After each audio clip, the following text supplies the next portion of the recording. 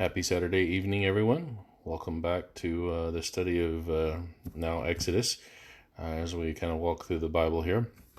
Appreciate everybody who is joining us for this study. Appreciate all the questions that are being asked as we do the live.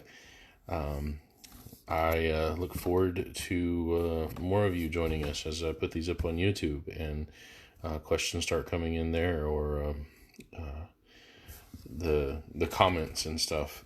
And this is interesting. Commentaries have been done in the past. Hey, Missy. Hey, Stephen. These, yeah, perfect timing. These commentaries, over time, commentaries have been written, and I've even written commentaries on books of the Bible. A lot of them, especially in the New Testament, are verse by verse, like I'm doing here.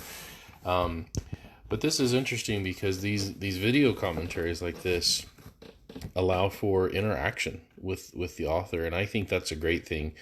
I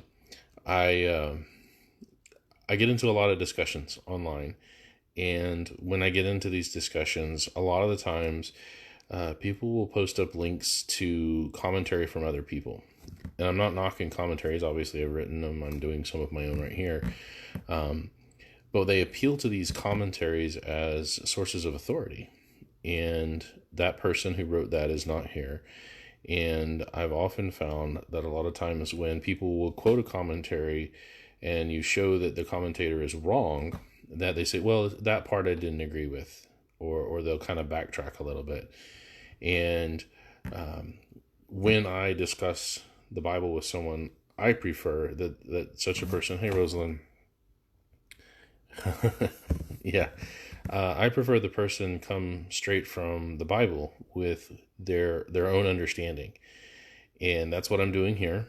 And in putting up these commentaries, it allows people to actually be able to discuss with the commentator what their beliefs are. So if somebody wants to discuss what is in these commentaries that I'm doing, whether it's the ones that are on my website or the ones that I'm doing here on video, they actually have access.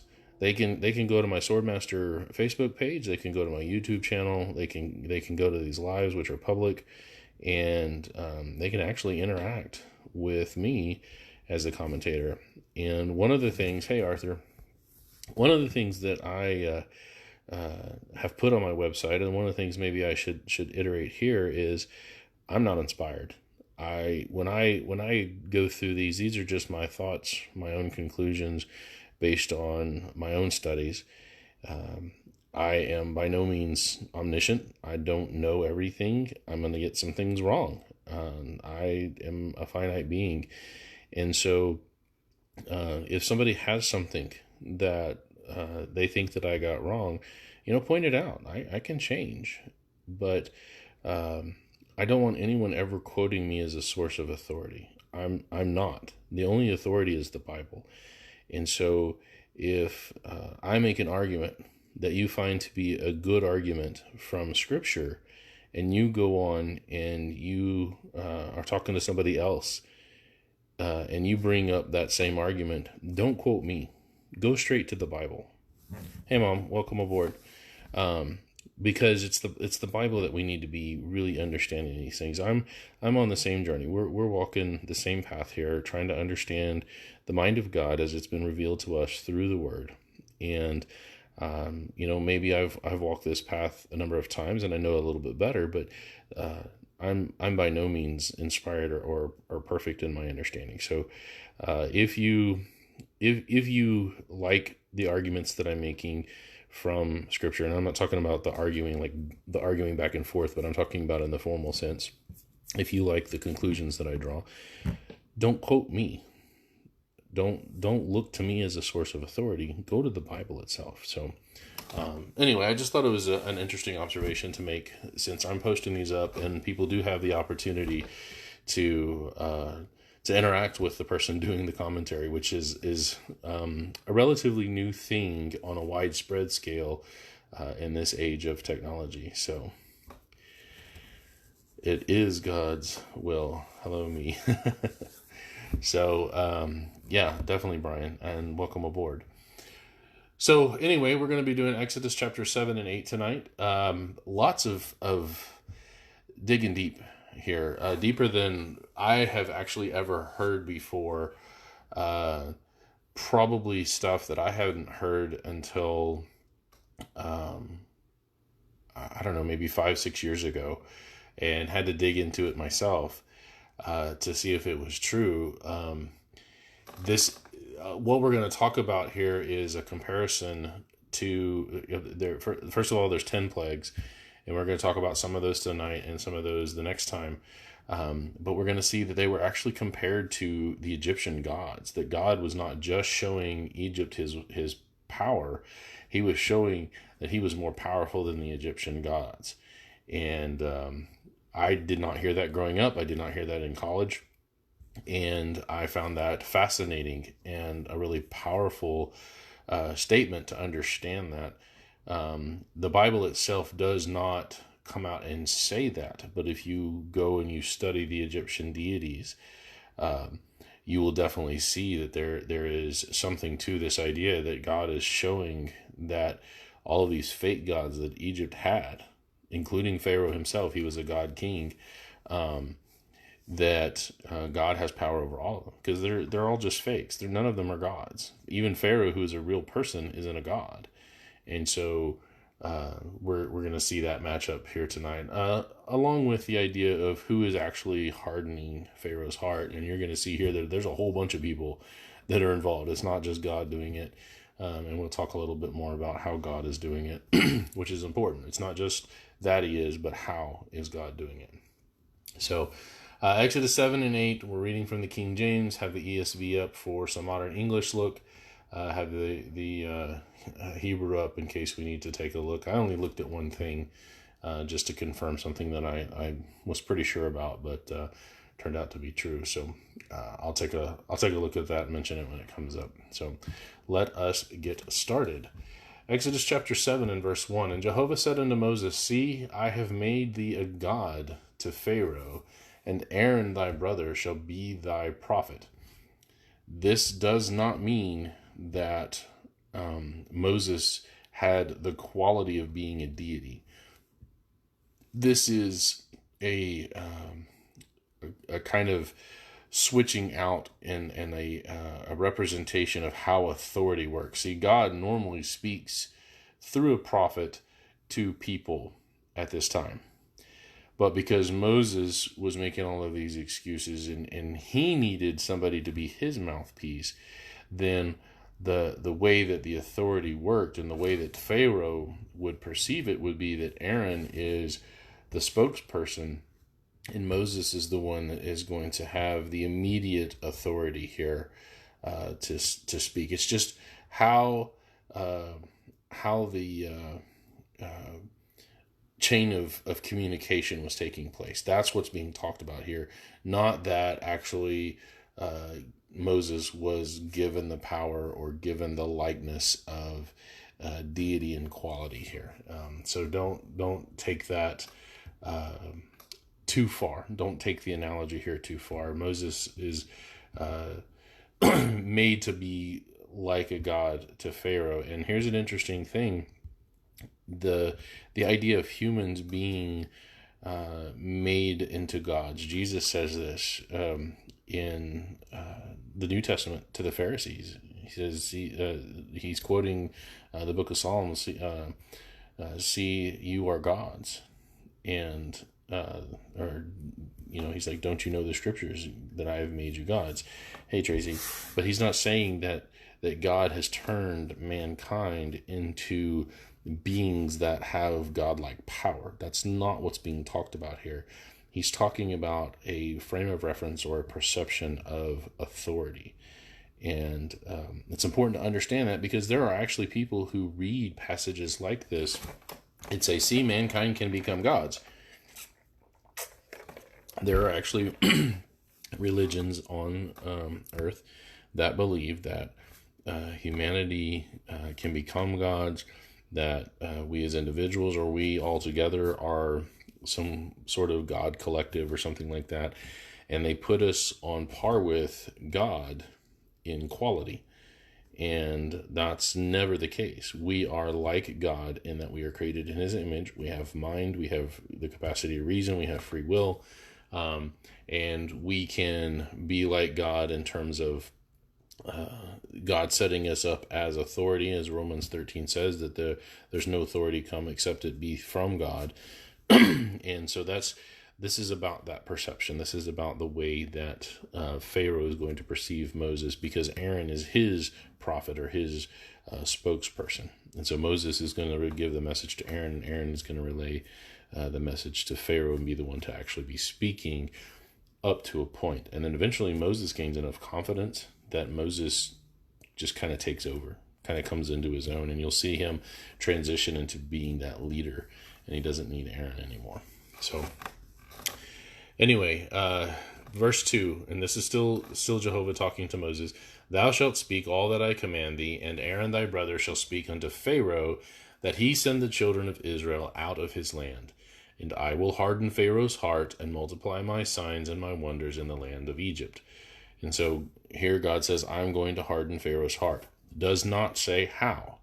How is God going to harden Pharaoh's heart? He does not do it supernaturally. He does not do it in a way that God is responsible for Pharaoh's choices. It's not God making the choices for Pharaoh. That's not how this is working. God is omniscient. He already knows what Pharaoh is like, how he would respond to certain things. And so God is going to give Moses and Aaron things to speak to Pharaoh that God knows Pharaoh isn't going to like. And Pharaoh's going to harden his own heart. And that's how God, and it's important to understand how. This is how God hardens Pharaoh's heart. It is not a matter of there's no such thing as free will. It's not a Calvinist idea of God picks and chooses in some kind of eternal lottery who he wants to save and who he wants to condemn. There's none of that here. The Calvinists never, ever want to talk about the how. They just want to talk about the what. And they'll come to this and they'll talk about Pharaoh's heart being hardened. But we're going to see later on, Aaron hardens his heart and Pharaoh hardens his own heart. And so those give us a little bit of a contextual clue of who's actually doing the hardening here. Hey, Tom, welcome aboard. Yeah, Pharaoh's heart will become hard because of the things that were spoken to him. He is hearing those things and he doesn't like them. So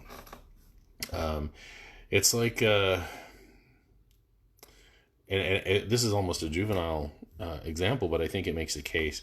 My twins, being twins, they've been around each other all their lives.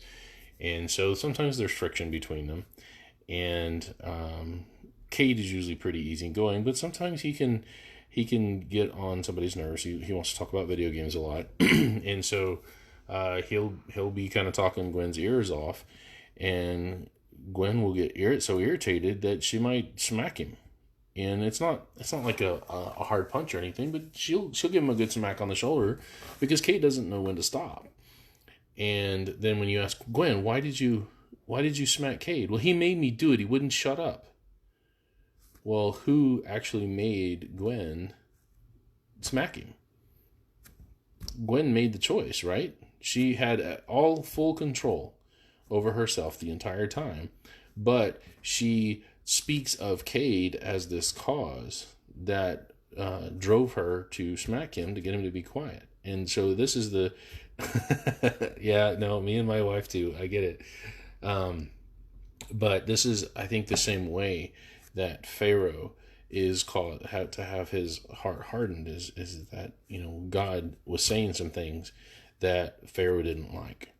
And that's how God is kind of phrasing this or framing this is that the things that he's saying is in a way causing Pharaoh to harden his heart. But this is in no means a thing that God is doing supernaturally or doing by overshadowing the free will of Pharaoh. I don't think that has anything to do with that at all. And I think the context bears that out. This is not me just asserting my own belief into the text, but I think we're going to see here from the context that that's actually what's happening. So anyway, verse 4, but Pharaoh shall not hearken unto you, that I may lay my hand upon Egypt and bring forth mine, it says armies in the King James. Again, that's host. It's just lots of numbers. And my people, the children of Israel, out of the land of Egypt by great judgments. And it's not that the children are going to be doing the judging. These are judgments against Egypt for doing. Hey, Hunter, welcome aboard. We're doing Exodus chapter 7 right now. We're in verse 4.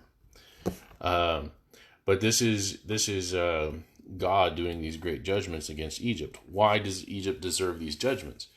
Well, for the past 80 years, plus a little bit, they have enslaved God's people. Remember, right before that, Joseph had done really well for Egypt, had done really well by Egypt, and Egypt had prospered when all these other nations had suffered from the famine for 7 years.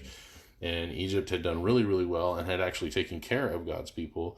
Then this new Pharaoh comes up that was not related to the Pharaoh from before, didn't know Joseph personally, and got scared and started treating God's people bad. And because of that, then Egypt, represented by the state, represented by the rulers, deserved judgment for the evil that they were doing to God's people. And so that's why God brings this judgment on them. And that's not an isolated thing. Okay, this is something that happens throughout the Old Testament for certain, but it also happens in the New Testament. When somebody is persecuting God's people, God brings judgment against them. And so this is the beginning of that, because we're just now talking about a nation that God has called out of the world for a specific purpose.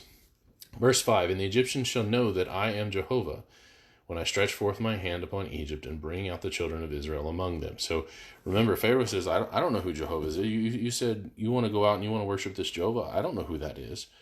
Why should I let you go worship this weird God that I've never heard of before? And so what God is saying to Moses is that the Egyptians will know. He asked, you want to know who Jehovah is? This is who Jehovah is. And he's going to bring down these judgments on him, these plagues. And they're really going to know. And what's more is the contest here is between Egypt's gods and Jehovah God, the one true and living God. Because Pharaoh knows all of these myriad different gods and goddesses that the Egyptians have who aren't real. They're fake. They're things men carved and claim to be God, but they don't have any real power. They just make stuff up. And Jehovah's like, oh, you want to know who I am? Well, not only am I going to show you who I am, but I'm going to show you I'm more powerful than all your gods combined. And that's where this is eventually going. We're going to show this here in just a second. So verse 6, and Moses and Aaron did as Jehovah commanded them, so did they. And Moses was 80 years old, so he was 80 years old, and Aaron 3 years old, so 83, when they spoke unto Pharaoh. So again, from a little bitty baby to now, 80 years have passed. Okay, remember, Moses was a baby when all of this started. There might have been 2 or 3 years right there before he was born, but this persecution has been happening for about 80 years, which is not quite half the time that I believe that they were in Egypt. Remember, his father was born in Egypt, but his grandfather Kohath was born in Canaan, and then his great grandfather Levi was actually born in Padan Aram in the 20 years that Jacob was there. So we're not talking about that large of a stretch of history here. And so these guys are 80 years old, and Moses still got another 40 years in him. We're going to see that as we move through the next few books. So, and Jehovah spoke unto Moses and unto Aaron, saying, when Pharaoh shall speak unto you, saying, show a miracle for you, then thou shalt say unto Aaron, take thy rod and cast it before Pharaoh, and it shall become a serpent. Okay, so God is kind of prepping him for this meeting. And Moses and Aaron went in unto Pharaoh, and they did so as Jehovah had commanded. And Aaron cast down his rod before Pharaoh and before his servants, and it became a serpent. And then Pharaoh called the wise men and sorcerers. Now the magicians of Egypt, they also did in like manner with their enchantments. And this is interesting, because these magicians, these wise men, Yeah, something along those lines. Yeah, definitely, Stephen. Although I don't know that I would say servants more as I would say like subjects. Um, the idea of a servant in a way is there's there's still a little bit of free will in this, but the Egyptian gods just don't have any will at all. There's nothing there to them because they're just not real. They're just carved images. They're fakes. Um, I could I could pull up any number of fantasy books and look to all of the deities that have been made up by fantasy authors over the years, um, and they're no more real than what the Egyptians made up. It's just the Egyptians tried to convince people that they were true, and so they use those deities to enslave real people, and that's the rough part of it. But they're fake. They're not. They don't have any power. They don't have any will. They don't have any being at all. So, gotcha. Um, so anyway, the magicians are going to try to keep up here with Moses, and I think that even in the keeping up, they're little weak, fake versions of what God has Moses and Aaron do. Are God knows what they're going to do, and so he already has it planned out to show that, all right, when the magicians fake it, that his version or his what's going on, God is still in control and superior to anything that these guys can do. And it's like God is running an endurance race, and these guys can barely sprint to keep up with him in the beginning, and they fall off real quick because they do not last long in trying to mimic these plagues. So, and I like the way that Prince of Egypt actually did this when the waters turned to blood and everything.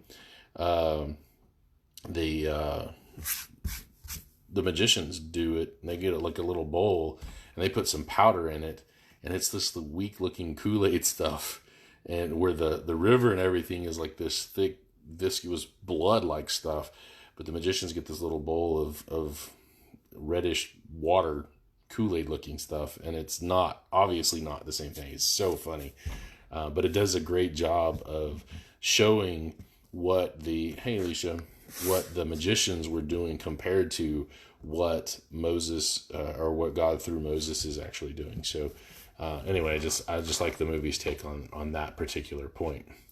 So anyway, Moses and Aaron go in, verse 10. They go into Pharaoh, and they did as Jehovah commanded, and Aaron cast down his rod before Pharaoh and before his servants, and it became a serpent. Then Pharaoh also called his wise men and the sorcerers. Now the magicians of Egypt, they also did in like manner with their enchantments, for they cast down every man his rod, and they became serpents. But Aaron's rod swallowed up their rods, and who's he? Aaron. He hardened Pharaoh's heart, that he hearkened not unto them. So who's in charge? Is Aaron here taking over Pharaoh now and forcing Pharaoh to make bad choices? Or is it because of Aaron's actions, the specific things that Aaron does, that Pharaoh is hardening his heart? He sees Aaron do the serpent thing with the rod, and then he sees his magicians do the same thing, apparently, and so Pharaoh's like, I'm not impressed. My magicians can do the same thing. The reality is that Aaron actually had a real rod. It was just a stick, and God turned it into, God is the creator of all things. He literally turned it into that which it was not. The magicians and the sorcerers here, they had tricks. They did nerve pinches on the snakes, and it stiffened them to where they were snakes that looked like rods. And then when they undid the nerve pinching, or whatever, then they went limp and they could move around and do all the things. And then God shows his superiority by having the snake that Aaron had eat them up. And then he reached down and it turns literally back into a stick.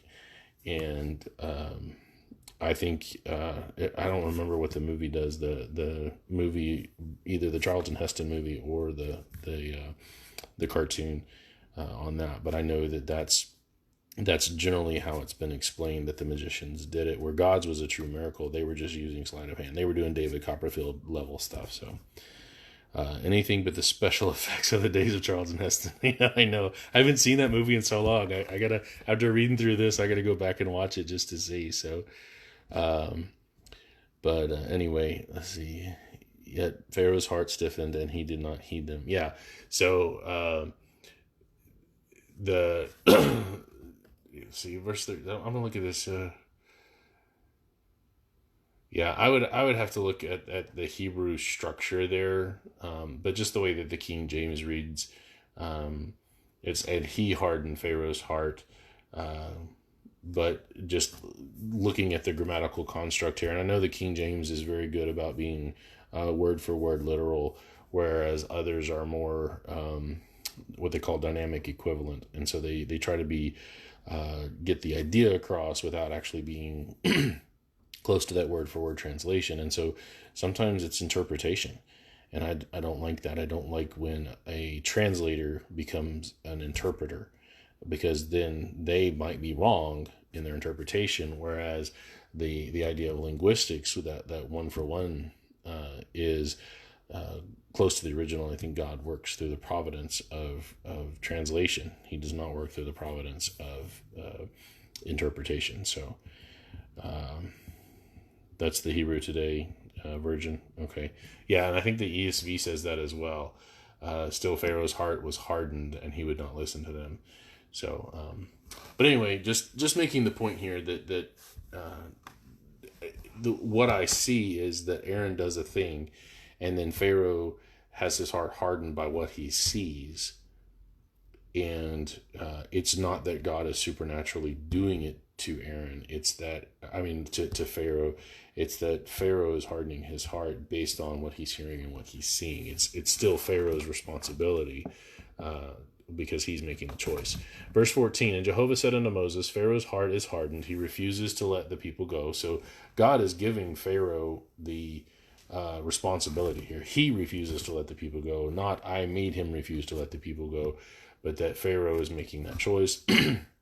Get thee unto Pharaoh in the morning, lo, he goeth out unto the water, and thou shalt stand by the river's brink, against he come, and the rod which has turned into a serpent shalt thou take into thine hand. And thou shalt say unto him, Jehovah God of the Hebrews has sent me unto thee, saying, Let my people go, that they may serve me in the wilderness. And behold, hitherto thou wouldest not hear. Thus saith Jehovah, in this thou shalt know that I am Jehovah. Again, there's that idea that Pharaoh said, I don't know who Jehovah is. And Jehovah's like, all right, this is my grand introduction here. You want to know who I am? This is who I am. Behold, I will smite with a rod that is in mine hand upon the waters which are in the river, and they shall be turned to blood. And the fish that is in the river shall die, and the river shall stink, and the Egyptians shall loathe to drink of the water of the river. And and Jehovah spake unto Moses, say unto Aaron, Take thy rod, and stretch out thine hand upon the waters of Egypt, upon their streams, upon their rivers, and upon their ponds, and upon all their pools of water, that they may become blood, and that there may be blood throughout all the land of Egypt, both in vessels of wood and in vessels of stone. So this isn't just the Nile. This isn't just one river. This is everywhere there's already drinking water. Every pool, every pond, every vessel, everything is going to be, all of the water is going to be turned into blood, and it's for 7 days. And so this is God showing his power that, he's able to do this. What's more is if you look at the Egyptian deities, you have Khnum, Hapi, and Osiris. Khnum is the guardian of the river's source. Hapi is the spirit of the Nile, and Osiris, the Nile, was his bloodstream. And if you ever study Egyptian, the pantheon of the Egyptian gods, it is nonsense. It makes no sense whatsoever. You have some Egyptian gods who are their own grandfather kind of stuff. We're getting Ray Stevens level here.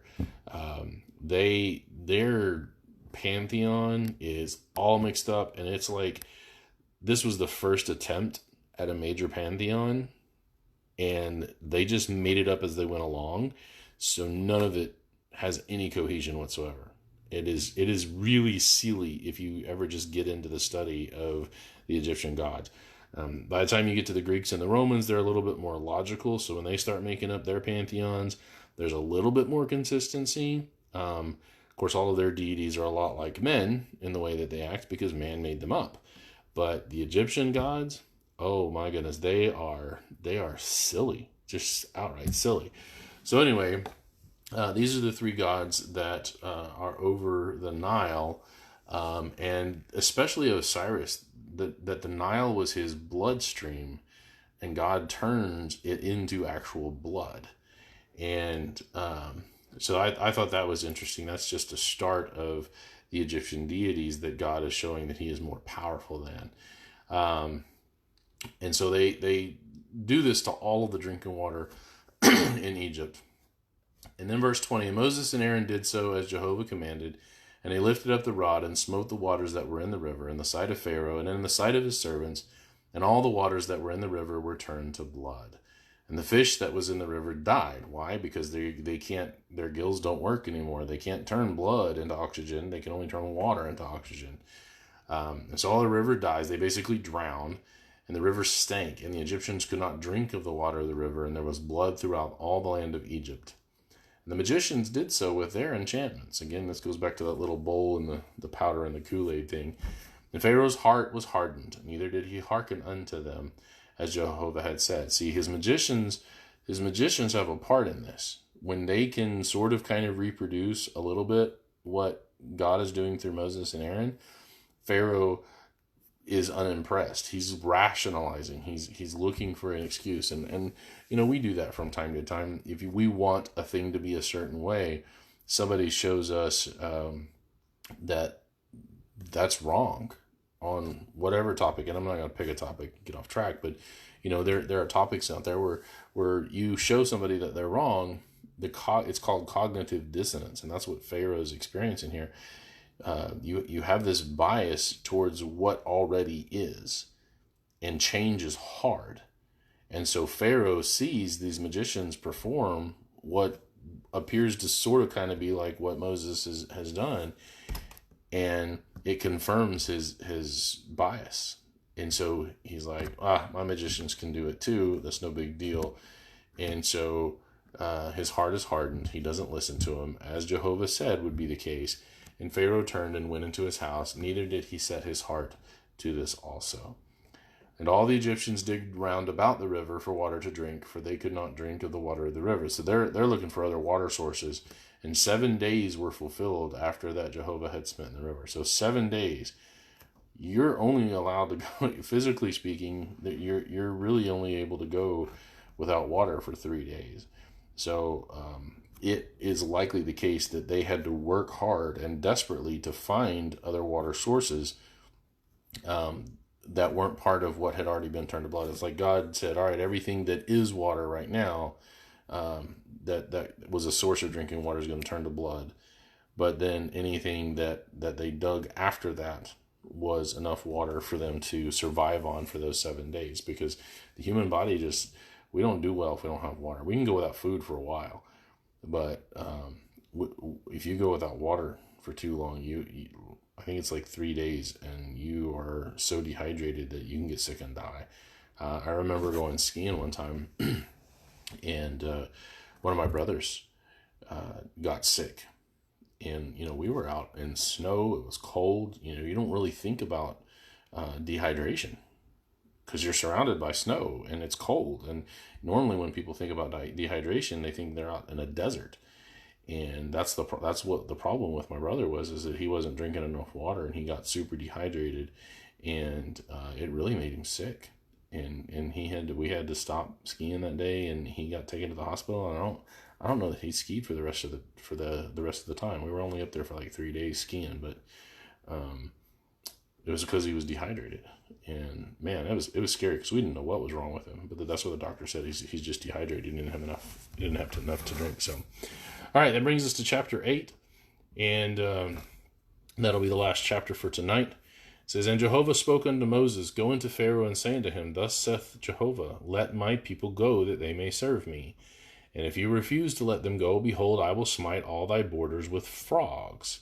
So what is frogs? Well, there are two deities in the Egyptian pantheon that deal with frogs. They both relate to fertility, because frogs, if you've ever seen frogs, they have a bajillion tadpoles, right? And so the Egyptians were like, hey, that's a good symbol for fertility. And so Hapi and Heqt, Heqt, were two frog goddesses to the Egyptians. Both were related to fertility.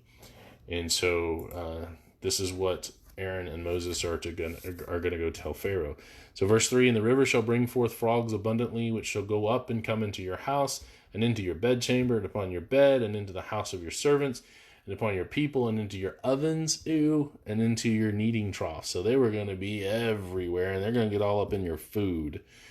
And, a lot of people, little boys, guys, we probably don't have that much of a problem with frogs. I'll pick up a frog, but I won't pick him up so he don't pee on me. But not too big of a deal, really. But if it gets in there, I don't want a frog on my food. That's gross. And then to have them all hopping around and stuff, I don't know that there's... Every now and then I see God has a bit of a sense of humor. This might have been one of those times. He's trying to be lighthearted. And what if Pharaoh had seen this and just been like, I'm done. Take him, go. And none of these have been like devastating yet to Egypt. They're I don't want to say prank-like, because it's not that low a level. These are obviously powerful things that God is doing. But they're not, nobody's getting hurt. Nobody's dying yet. They're not to that level yet of devastation. They're just annoying and stinky. And so I think that's kind of where we're at, but they're going to get progressively worse. Fertility is all over the pagan stuff. Fertility is one of the biggest, it's like really the first deity that anybody ever comes up with, because it deals with sex, and that's foremost on a lot of people's mind. We're designed to reproduce, and so absolutely. And the Egyptians definitely have a lot of different deities that relate to that. So verse 4, and the frogs shall come upon thee and upon thy people and upon all thy servants. And Jehovah spoke unto Moses, say unto Aaron, stretch forth thine hand with thy rod over the streams, over the rivers, and over the ponds, and cause frogs to come up upon the land. So this is a week later. And Aaron stretched out his hands over the waters of Egypt, and the frogs came up and covered the land of Egypt. And the magicians did so with their enchantments, and brought up frogs upon the land of Egypt. So they did the same thing. They bring some frogs up. Obviously, again, not going to be to the same degree or level that God is. But what we're going to see here is the magicians can't make the frogs go away. They can only make them appear. And so Pharaoh has to talk to Moses and say, hey, make them go away. Because the level of power is just so far beyond what these charlatans can do. Then Pharaoh called for Moses and Aaron and said, entreat Jehovah. So now he's recognizing Jehovah as a person, not fully there yet with understanding who he is, but he's hey, go talk to Jehovah that he may take away the frogs from me. So he accredits God with the ability to do that. So he's starting to figure out who God is. He asked, and so he's getting an answer. That he may take away the frogs from me and from my people, and I will let the people go, that they may do sacrifice unto Jehovah. And Moses said unto Pharaoh, glory over me, when shall I entreat for thee, and for thy servants, and for thy people, to destroy the frogs from thee and thy houses, that they may remain in the river only.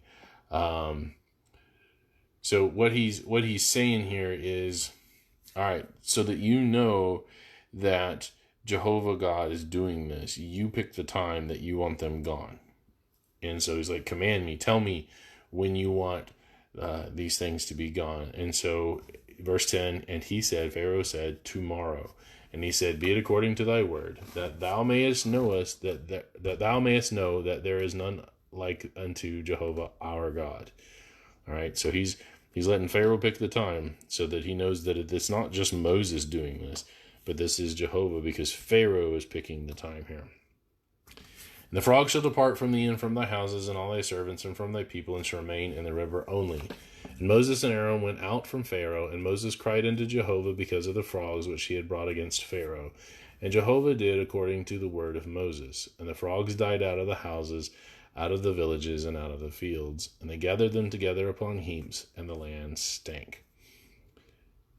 So, just a brief interlude here. Number one, we're going to see, first of all, that there are kind of waves of these. There's changes after certain sets. There's going to be 10 total plagues, and 10 is a number of completion. When you read throughout the entire Bible, that number 10 comes up. There's a lot of numbers that do come up. 1 comes up and stands for unity. So there's one God. He is unified. You see the number 3, there's the Trinity, the 3 in 1, stands for the authority of heaven. And then you see the number 4, and that stands for the things of the earth, like the 4 corners of the earth. This number 10 stands for a completion. And so this is going to be a complete judgment that is brought against Egypt here by God. And you're going to see it come in sets. The first set affects everybody. Right now, the blood, that affected the Hebrews as well. The frogs, that's going to affect the Hebrews as well. And you're going to see the lice affects the Hebrews as well. And then you're going to see right after that, suddenly Moses is going to say by God's command, oh, these are the people of God. They're no longer going to be affected by these plagues. And so there's a little bit, God's power is selective, and he has enough power. He's not just, he can't, you possibly could explain how these miracles might, and I'm not saying we could explain it, but I'm saying that in Pharaoh's heart, with his cognitive dissonance here, he could possibly have explained this away. His magicians were doing it, maybe explain it away as a natural phenomenon, because it's hitting everybody. But then when Moses takes the next step and says, oh, the next one that's going to hit you, it's not going to touch the Hebrews, that's a whole nother level now, because this is selective. And if you're going to have a plague of flies, a natural plague of flies or locusts or any of these things, to say that it only hits the Egyptians when the Hebrews are in the same area, that's a much, much harder thing to explain here. So anyway, they gathered them together in heaps, and the land stank, verse 14. And then verse 15, but when Pharaoh saw that there was respite, he hardened his heart. Who hardened his heart? Pharaoh did. Why? Because again, his magicians were able to at least produce the frogs, and because the frogs, it was annoying, but not really that big of a deal yet. And so Pharaoh is still feeling contempt, and so his heart is hardened, and he hearkened not unto them as Jehovah had said. So verse 16, and Jehovah said unto Moses, say unto Aaron, stretch out thy rod and smite the dust of the land, that it may become lice throughout all the land of Egypt. So this corresponds to Seb, the earth god of Egypt. This also kind of harkens to the idea of the dust. God ramps up the intensity. Yeah. Every plague that comes is worse than the last one. But anyway, just this idea of the dust of the earth. This is the life. This is the physical, biological life that is in all things. When God created the animals in Genesis 2, it talks about that he created them out of the dust of the dust of the earth. When he created man, when he created our physical bodies, our physical bodies are said to be made of the dust of the earth. Of course, we know that what God is really talking about there is the atoms, the matter. We know that out of the 118 known chemicals, most of organic life is comprised of roughly 12 of them, mostly carbon, a lot of water, H2O, so that's hydrogen and oxygen. So that's really what God is talking about. They wouldn't have understand all that, but we do. So Seb, being the earth god, has to do with harvest and life and all of these similar concepts. And so to strike the dust, and all that dust turns into lice, God is showing his authority or superiority over Seb, this Egyptian god of the earth. And so, verse 17, they did so, for Aaron stretched out his hand with his rod, smote the dust of the earth, and it became lice in man and in beast. All the dust of the land became lice throughout all the land of Egypt. So still affecting the Hebrews here. And the magicians did so with their enchantments to bring forth lice, but they could not. They couldn't repeat this one. There was no way for them to be able to do this one. So now there's going to be this little bit of doubt that's going to start to creep in to Pharaoh, because now his magicians can't keep up anymore. They're winded. Their ability to keep up with this miracle race, it's like they fell down on the track, and that's all they got. So there were lice upon man and upon beast. Then the magician said unto Pharaoh, this is the finger of God. Hey, this is the real deal. We can't do this. And Pharaoh's heart was hardened by this. So Pharaoh's heart, it's because the magicians are telling him it can't be done. Pharaoh gets upset. He is angry because now his magicians are failing him, and his cognitive dissonance is being challenged. And he hearkened not unto them, as Jehovah had said. So he's angry with his magicians now. And Jehovah said unto Moses, rise up early in the morning, and stand before Pharaoh. Lo, he cometh forth to the water, and say unto him, thus saith Jehovah, let my people go, that they may serve me.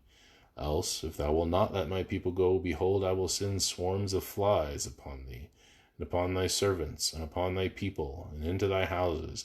And the houses of the Egyptians shall be full of swarms of flies, and also the ground whereon they are.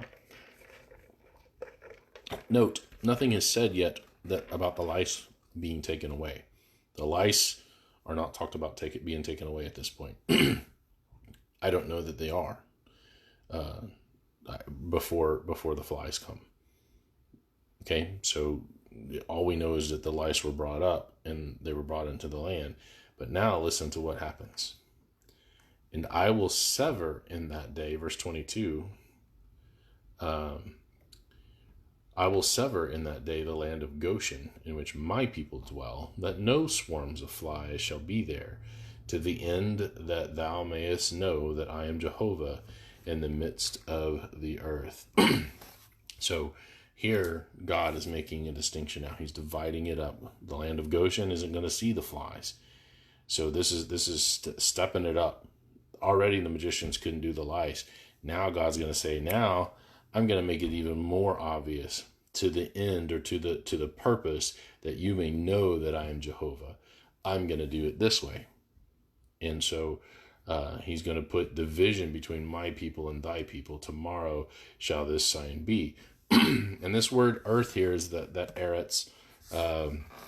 It's the land. It's not talking about the whole planet is dealing with this, but that Eretz is kind of a generic term that's talking about particularly the land of Egypt. So throughout the land is the land of Egypt here, not the whole planet.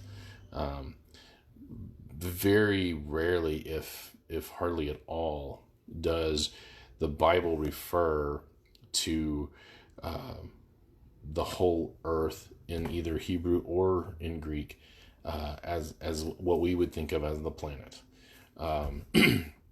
Generally speaking, Geo, Eretz, Adam, the oikomene, all of these words from the original language are to the land in question, to the whole kingdom, to the whole empire, all of Caesar's house, all of Pharaoh's house. The way that it's spoken of, it's always a limited thing. It's never, even the famine was not throughout the whole planet. It was just throughout that region, throughout Egypt and up into Mesopotamia. I almost said Middle Earth. I don't know why I said that. The Middle East is what I meant. So anyway, God is going to show his power is even greater by doing the flies. And just to keep up with our plagues here, this is Uatchit, the fly god of Egypt. And yeah, that's about all I know about it. So Stephen says, that's a great point. Yahweh is not simply demonstrating that he's powerful, but that he is superior to Egyptians' God. That's the relevant point, not merely that Yahweh has power. Yeah, that, and we see this contest all the time. You look to Elisha and the priests of Baal and the 450 priests of Baal, and Elijah, man, he's like, maybe your God's asleep, or maybe he's taking a journey. Why don't you cry a little bit louder so he can hear you? Like, he does not pull punches with that one. And so that there's an actual, like, explicit context or a contest between Jehovah and a fake god there. And you see it back and forth. This is not just a one-time occurrence. This is back and forth. God is always showing his sovereignty and superiority to all the fake gods that man ever invented. And it's, in one sense, it's humorous. It's funny to watch, because man has invented all of these silly deities, and they don't have any real power. And it's like watching my high school football team when I was a freshman playing against. We had two contenders for state championship in our district, and when we played them, the game was like 80-something to nothing, 90-something to nothing. We had one game where they had to narrow down the quarters to 4 minutes. The clock doesn't stop for anything because they were beating us so bad. And this is how God is going against these fake gods. He just mows them over. They don't score a point. There's nothing there for them to do because they're not real. So he gives them a beating. All right. And so, and Jehovah did so, verse 24, and there came a grievous swarm of flies into the house of Pharaoh and into his servants' houses, into all the land of Egypt. The land was corrupted by reason of the swarm of flies. Again, this is the local Egyptian area. This is not the whole planet. And Pharaoh called for Moses and Aaron and said, "Go ye, sacrifice to your God in the land." All right, he's like, all right, you can go sacrifice to your God, but you got to do it here. Moses said, "It is not meet so to do, for we shall sacrifice the abomination of the Egyptians to Jehovah our God." Remember, back in Genesis, the idea that they were shepherds, it was an abomination. What they did in raising the cattle and raising the sheep and all that, that was an abomination to the Egyptians. So if they were to do these sacrifices in the land of Egypt, Moses is saying we're going to do this before their eyes, and aren't they going to stone us if we do that? And so he says, verse 27, "We will go 3 days' journey into the wilderness and sacrifice to Jehovah our God as he shall command us." That's been the line this whole time, is we're going to go 3 days into the wilderness to do this. And Pharaoh said, "I will let you go, that you may sacrifice to Jehovah your God in the wilderness, only you shall not go very far." So he's like, all right, you can go out into the wilderness, but you're not going to go 3 days. You're not going to go very far. And he's like, go ahead, entreat for me. Tell Jehovah, call off the flies. And Moses said, "Behold, I go out from thee, and I will entreat Jehovah that the swarms of flies may depart from Pharaoh, from his servants, and from his people tomorrow.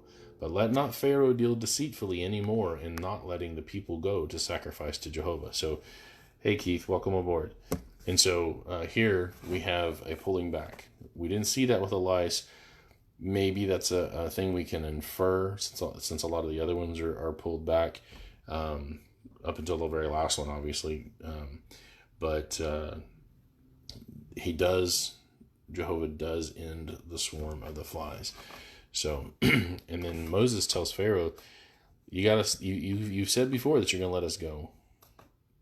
Don't deal with us deceitfully. Don't lie to us. Okay, you need to keep your word. You need to let us go.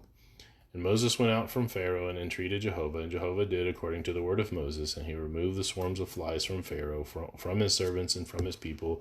There remained not one, and Pharaoh hardened his heart. At this time also, neither would he let the people go. So we're going to end tonight with Pharaoh being responsible for his own actions. It's ultimately Pharaoh that chooses not to let God's people go. It's the words that God gives to him through Moses and Aaron. It is the actions that are in an indirect way influencing Pharaoh. He gets mad. He has to deal with his cognitive dissonance.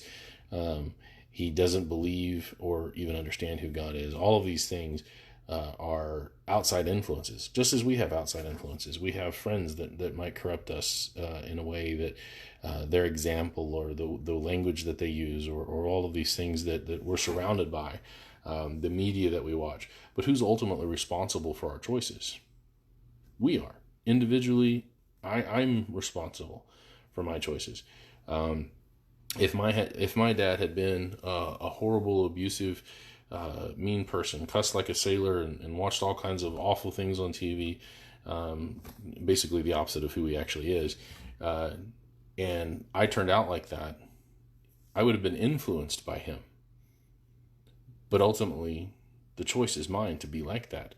And we can see that. We can see that today, that there are people who have horrible lives as a child, but they choose to be different. And they come out of that because we have free will. We have the ability to choose not to be like our fathers. Ezekiel 18 in verse 20 says that the sins of the father are not imputed to the son. That the soul that sins that is the one that dies, is the one that's separated from God. Isaiah 59, 1 and 2. We do not inherit the sins of our fathers. We do not inherit the sins of our friends. Okay, our choices are our own. The environment may influence us, but we are ultimately responsible for the choices we make. And ultimately, the reverse is true too. My dad was an awesome dad. He wasn't like that at all. He was strict in a good way. He had high standards for us. He showed his love towards us at all times. I never felt unloved. Was a fantastic dad. And I could have turned out to be a complete and total loser. Did not, I could have rejected God. I could have gone my own way. Could have done a whole bunch of horrible things. And I'm not saying I'm perfect. But to do righteousness is also a choice. So if you have good parents or bad parents, and you turn out right, if you turn out to be a follower of God, and you turn out to be somebody who has obeyed the gospel and been saved, that's on you too. God pleads with you through the word, as he pleaded with Pharaoh through the word that was brought through Moses. But ultimately, it's your choice. You have to make the choice. You have to reason from the information given to you and discern what is right and what is wrong, and understand that this is what God says is true. You recognize who God is. That's what he's doing to Pharaoh here. He's like, all right, you want to know who Jehovah is? This is who Jehovah is. Understand who Jehovah is. Know what he can do. Trust that he's going to keep his promises. And then you are ultimately responsible for your eternal destination. Nobody else can be blamed for that. And in terms of righteousness, God is offering grace to everyone. He offers grace to all men. Titus 2:11 says that the grace of God has appeared unto all men. Peter writes that God wills that none should perish, but that all should come to repentance. And yeah, seek what is true and hold to it. That's right. That's our responsibility. And God offers that. He gave us the plan. He gave us his son that we can choose that. Hey, Trent.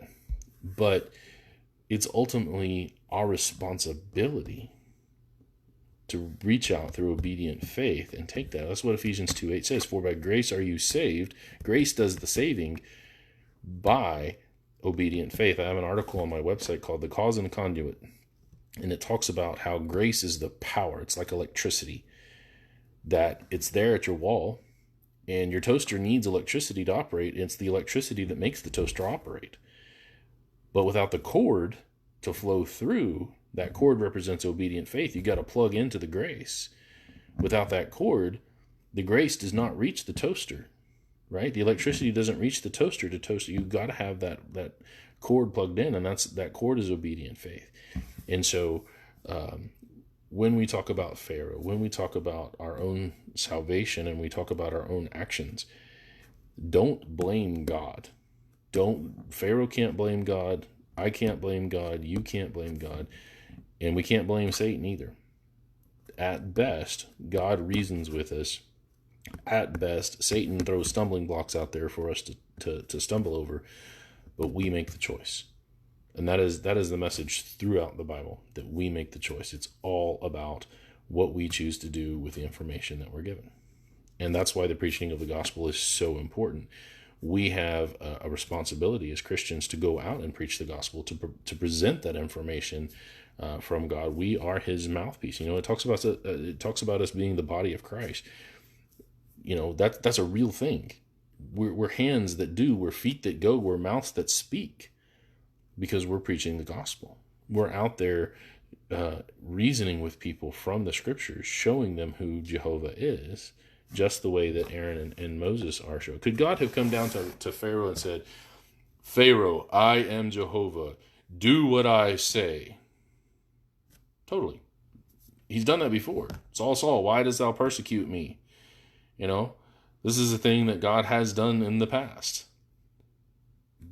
But instead, God sends a preacher. He sends Moses. He sends Aaron. And so this is a message that is throughout the Bible over and over and over again. And so anyway, just wanted to throw that out there, because I know a lot of people try to come up with this idea that God picks and God is in charge, and because God is sovereign, nobody actually makes any choices, and we don't have free will. And that's just not the case. It doesn't work that way. So all right, y'all having a side conversation, so I'm gonna leave that alone. All right, what are your thoughts regarding online church? We really miss our service congregation.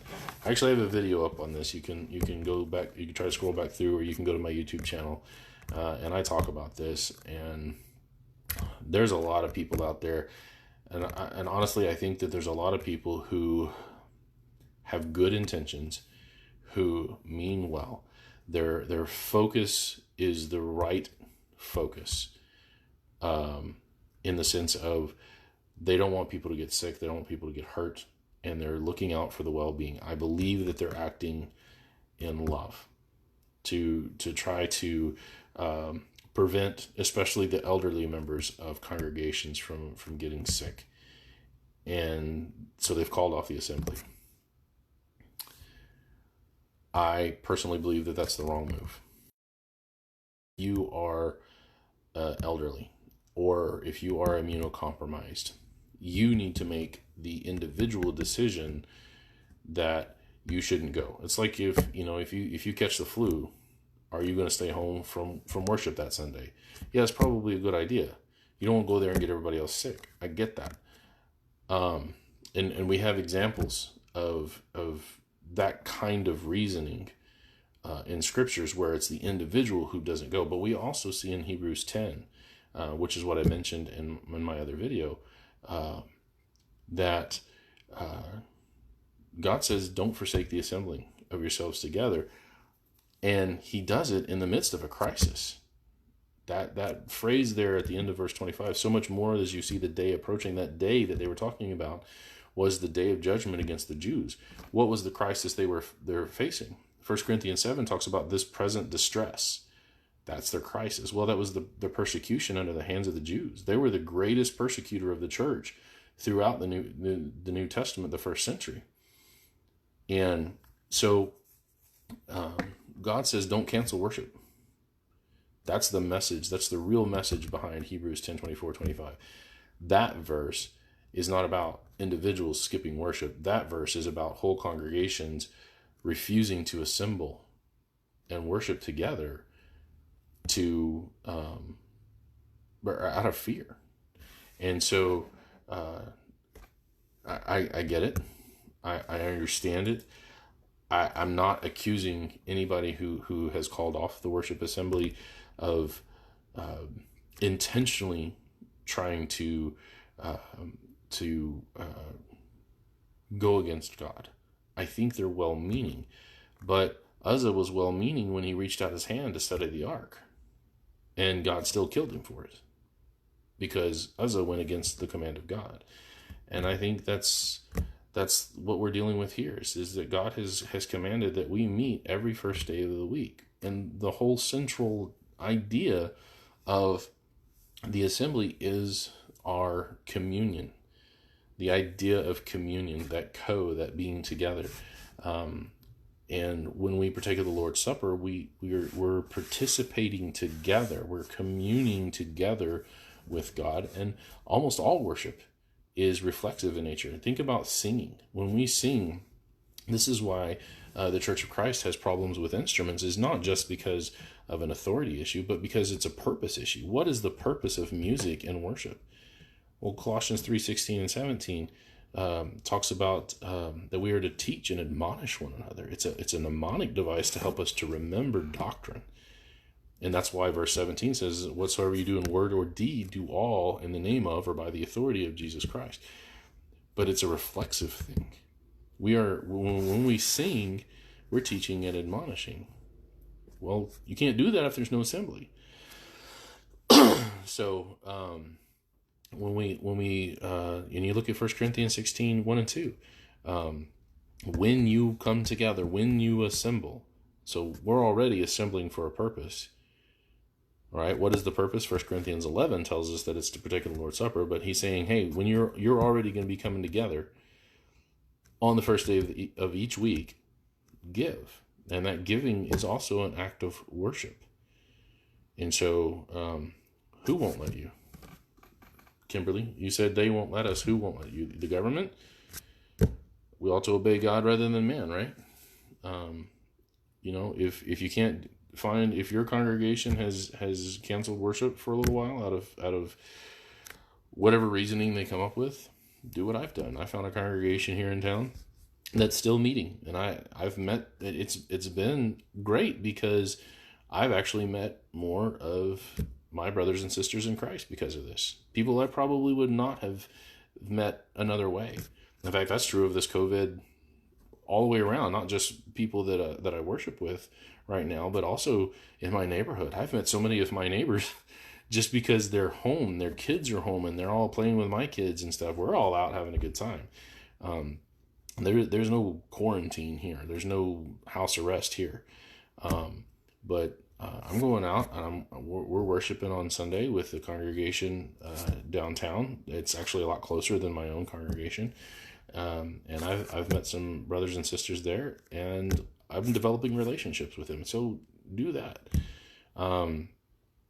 So yeah. Every Sunday, I still go Wednesday nights. They don't have Sunday nights, but they have Sunday morning. It's just the worship assembly. We still do the social distancing thing. We still do the 6-foot rule thing. We don't shake hands.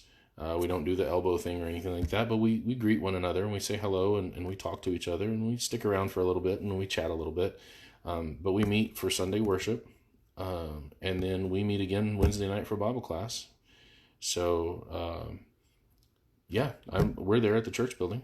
No cops showed up or anything. Nobody's trying to arrest us. So there in Texas, I know Abbott's on your side. So I don't know that the government, you could rightly say that the government in Texas is against you, because I know Abbott is actually in favor. He's like, church is essential.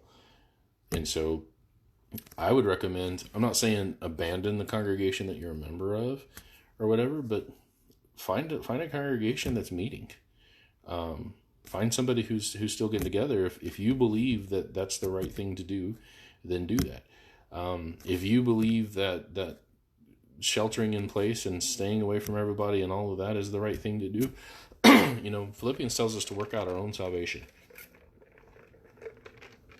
So I'm not gonna say that. I'm not gonna go so far as to condemn. I honestly believe that we really should approach this in love. I believe we should approach this in long-suffering one towards another. A lot of people are stressed out by this. They're afraid. There's a lot of high emotion. And so I think it does a disservice to the church to outright condemn. And I think it's a better conversation to have when when this is all over with and we are coming back together and we are assembling. I think this is a a conversation that would be more productive when we see the fallout from this. Because if this is an acceptable pattern, the Church of Christ believes in what's called, a lot of people label as pattern theology. We follow patterns that are established in the New Testament. If this is an acceptable pattern, why then would this pattern not be acceptable when there is no crisis? So that's the question that needs to be asked and explored. But I don't want to come down hard on anybody. I don't want to push people away when we're trying to discuss this in a reasoned manner. It needs to be from, what does the Bible say? What does the scripture say? Don't really care what the government says. The government, in my opinion, is completely irrelevant to the equation. What does God say? And that's the ultimate thing. So if you're intent on meeting because you believe that that's what God has commanded, find another congregation. You might have to drive a little bit, but find one. I know that there's a Church of Christ meeting near where you're at. I'll have to find out. I'll find out which one it is. And if you want to visit a congregation of my particular faith, they definitely would welcome you. I'll guarantee that we're a lot different than anything you've ever heard before. So you might have a whole lot of questions, but if you want, I'll try to find that congregation that I heard about. Rosalind knows about it, and several other of her friends meet there, I believe. So you could visit there, Kimberly, if you wanted to. So all right. So Brian says, so Friday sunsets to Saturday sunset is okay. Friday sunset to Saturday sunset. I don't understand the point of the question.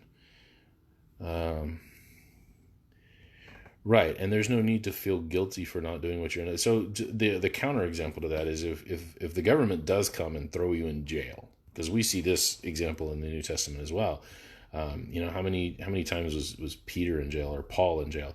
When you are forced by a greater physical force than yourself to be unable to assemble, then that's not on you. Okay. So if you can't feel guilty when you are physically unable to be there. But I'm healthy. I'm young enough. I don't have any immunocompromised issues. There is nothing for me to prevent me from assembling with the saints.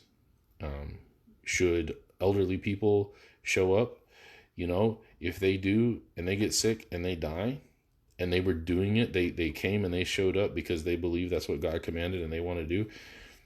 Revelation 2 verse 10, be thou faithful even to the point of death. So, all right. So Brian wants to explore the question of the Sabbath. So Friday sunset to Saturday sunset is okay. Friday sunset. So you're talking Jewish time here. So evening and morning. We're talking about as the sun goes down on Friday to Saturday, like what we would call Saturday evening, Saturday night, right before the sun goes down, which would begin the Sunday morning, or the Sunday evening is what you're saying. You're saying that's okay. No, I don't know where you got that from what I said. There's nothing about Friday sunset. There's nothing about Friday evening. There's nothing about Saturday sunset or Saturday evening.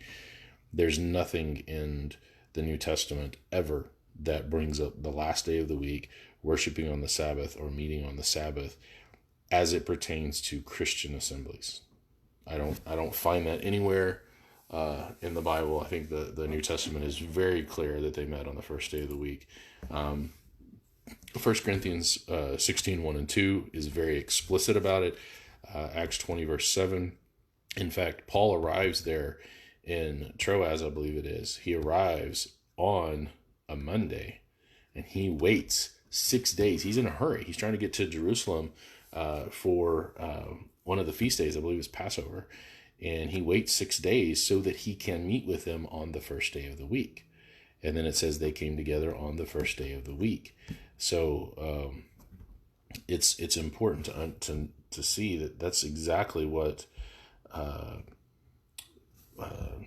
the New Testament is about for Christians. It's the first day of the week. Why? Because Jesus rose on the first day of the week. That's explicitly stated, that he rose on the first day of the week. And so that's why we meet on the first day of the week, because that's when Jesus conquered death. You're welcome. If we were Calvinists, we'd be guilty regardless. Ability has no bearing in that case. Yep, agreed. A little awkward attending online. Yeah, I don't actually participate in the online stuff. Not in the faux FAUX faux worship services, because I don't see the benefit. There's no, if they were just doing lessons like I'm doing right now, I wouldn't have a problem with that. But they are doing these things instead of the assembly, and I personally believe that I would be going against my conscience to participate in something that they're trying to replace the assembly with. And so, yeah, it would be awkward. I couldn't do it. So, see here, that's right. And Paul went to the synagogue so he could preach to the Jews while they were gathered together. Yeah, so Saturdays was when the apostles and the other Christians were showing up in the Jewish synagogues there before the Jewish state was ended. They would use Saturday to go where the Jews were assembled, because Jesus said you're going to go to the Jews and then to Samaria and then to all the earth. So that was the pattern that Paul followed. Jews first, and then to the Samaritans, which were kind of half Jews. That's what was left of the Israel, the northern kingdom, and then to all the Greeks, to all the Gentile world. And so, let's see here. No, it was Saturday at twilight. No, it wasn't. You're talking about the resurrection. Whether you use the Jewish calendar or the Roman calendar, neither one of those is there's no way to calculate it as Saturday. So if you talk about it at right before, Jesus rose right before sunup on the first day of the week. So if you calculate that by the Jewish standard, and I'll find it, because I've had this question with other Torah observant people. First day, I believe it's Mark that does it. Mark talks about, Mark 16:2, and very early in the morning, the first day of the week. That's when they came. Mark 16:9, when Jesus was risen early the first day of the week. When was Jesus risen? Early the first day of the week. He was risen on the first day of the week. Mark is very clear about that. Yes, thank you, Stephen. I was going to refer to that article. That article that my little brother wrote. I formatted it a little bit for my website, but he did the research. He did the writing on that one. But Mark is very clear. What day did Jesus rise? He rose on the first day of the week. So if you do it by Jewish reckoning, the evening started on the first day of the week at sundown, and then we're already in the first day of the week. So if you're going to reckon, if you're going to claim that it's the Sabbath, if you're going to claim that because of the Jewish calendar, because you want to go back to the Old Testament and do everything Old Testament ways, you lose the claim to the Sabbath earlier than if it was the Romans. The only way that you can even attempt to claim that this is on a Saturday is to use the Roman calendar. So the Jewish Sunday started 6 hours earlier, or roughly 6 hours earlier at sundown, than the Roman calendar, which starts at midnight. And so Mark is very clear. Jesus rose on the first day of the week. So Mark 16:9 seals the deal for me. He was risen on the first day of the week. You go back to the other accounts, it talks about the first day of the week, and then go back to Acts 20 verse 7. First day of the week. It's all about the first day of the week. That's the phrase that's used. Nobody's talking about Christians gathering together and worshiping, taking the communion on Saturday. It just doesn't work that way. Now, there are worship actions that we can take, because there's 5 acts of worship. There's 5 things that God has said, do this, and this is worship that you must do for me under the New Testament. And so that is partaking of the Lord's Supper, giving of our means, praying, singing, and study of the Word, meditation on the Word, basically reading the Scriptures and trying to understand them. And so those are all acts of communication. They're all specific acts. They're all authorized acts. And that's the nature of worship. There's some people that believe that all life is worship. Everything that we do is worship, which is an absurd concept. I'm not going to take a dump for the Lord. There are a lot of actions that are just actions. They have no moral component to them. And then there's vain worship, Matthew 15:9. So there's a lot of things that we can do that we might intend that they be worship, but they're not actually authorized actions, so they're vain worship. And that's when we try to do things that God has not authorized us to do. So when we partake of communion and when we give as an act of worship, those two things are relegated to the first day of the week. But when we study the Bible, study that every day. The Bible does not associate that with the first day of the week. When we pray without ceasing. We can do that all the time. When we sing hymns, we saw that they sang daily when they were in prison. So those three actions of worship can be done anywhere, anytime, by yourself, in an assembly, but they all need to be done during the assembly as well. And the singing especially is a reflexive act of worship. So singing while other people are present fulfills the purpose of singing. It's not just to worship God, but it's also to teach and admonish, to help us to grow and to help us to remember Scripture. So worship itself is an interesting study, and I could go on and on and on. But specifically, when we talk about the Lord's Supper, when we partake of the Lord's Supper, that is very specifically on the first day of the week, only on the first day of the week, and it's because Jesus was raised on the first day of the week. That's explicitly what it says. And yeah, it's my favorite too, Stephen. Just talking about that, or some of the other things. The other, you have to be pretty outlandish with those examples, kind of like Rush Limbaugh does. He demonstrates absurdity by being absurd, and so using an example along those lines is I think effective. But as far as I understand it, there's no argument against when Jesus rose from the dead. He did not rise on he did not rise on the Sabbath. He did not rise on a Saturday. Whether you deal with the Jewish or the Roman calendar, Mark is very clear. Mark writes to the Romans. His target audience is the Roman audience, whereas Matthew wrote to the Hebrews, Luke writes to the Greeks, and John writes to a mature church, because he writes well after the fall of Judaism, and he's dealing with Gnosticism, which is the biggest issue of that day. But Mark's writing to the Romans, and he says on the first day of the week. So we're too far away from the Sabbath at that point for it to be anywhere close to being on a Saturday. All right. Well, I'm supposed to be on Star Wars Galaxies with my brothers. I got my two youngest brothers are joining us tonight. So I'm going to get on there, and we're going to play a little bit tonight. I hope you guys have gotten something out of this, and if you did and you like it, share. I'll have it up on YouTube eventually. But thank you for being here, and I guess we'll see you guys next time.